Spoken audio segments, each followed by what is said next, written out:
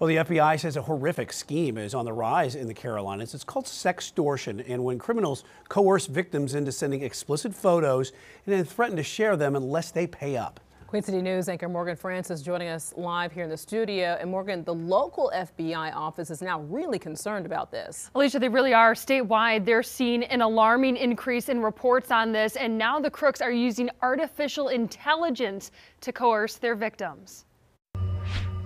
The FBI Charlotte field office is making a push to warn people about a scheme that can take more than money. It's called sextortion, and in the last year, agents have seen a 20% increase in reports in North Carolina. It's when a criminal pretends to be the opposite sex of the victim, coercing them to share sexually themed photos of themselves, only to turn around and use them for blackmail. They're spending all day, every day, looking online, looking at a child's profile, trying to see what information that they can gain from that profile, even looking to see who their friends are. Kids and adults in every portion of North Carolina have fallen victim to criminals pretending to be their friend from the other side of the globe. It happened to a Salt Lake City teenager who almost took his life. Aggressive.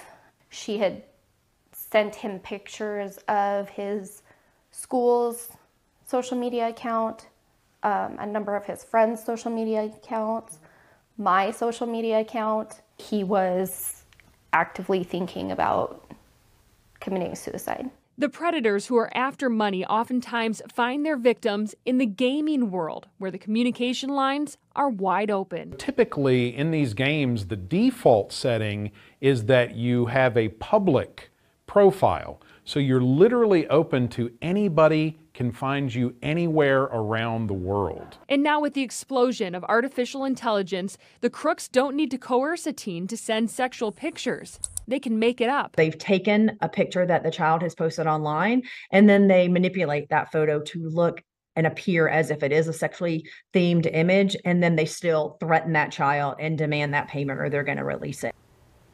Sextortion can cause financial damage, but the permanent trauma can be even more frightening.